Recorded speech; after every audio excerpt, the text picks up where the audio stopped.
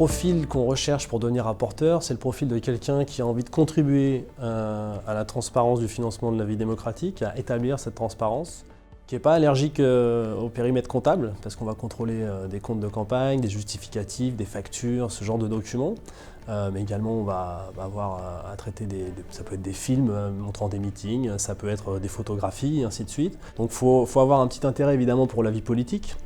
Il faut être totalement neutre et impartial dans le contrôle qu'on va faire, ça veut dire qu'il ne faut pas de personnes qui aient des engagements publics. Après, il y a des profils qui s'y prêtent un petit peu plus, on a beaucoup de gens qui sont originaires du périmètre des finances publiques, inspecteurs des finances publiques, ou des gens qui viennent des juridictions financières, ce qui est tout à fait logique, mais il n'y a pas de candidature non recevable. À partir du moment où les gens sont motivés, suivent une formation, tous les profils administratifs, même classiques, sont les bienvenus.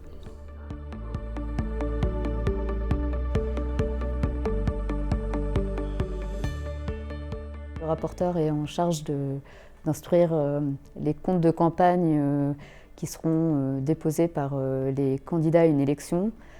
En fonction de ces constats, il va procéder à la conduite d'une procédure contradictoire et formuler des propositions, le cas échéant, aux membres de la commission en fonction de ces constats. Je dirais que les qualités requises pour être rapporteur, c'est d'avoir un sens assez poussé du service public, être rigoureux. Je pense qu'il ne faut pas non plus être fâché avec les chiffres.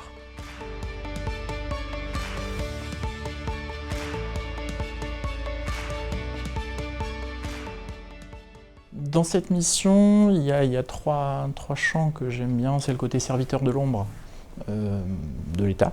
C'est le fait de travailler en bout de chaîne d'un processus électoral et donc d'y participer à ce titre.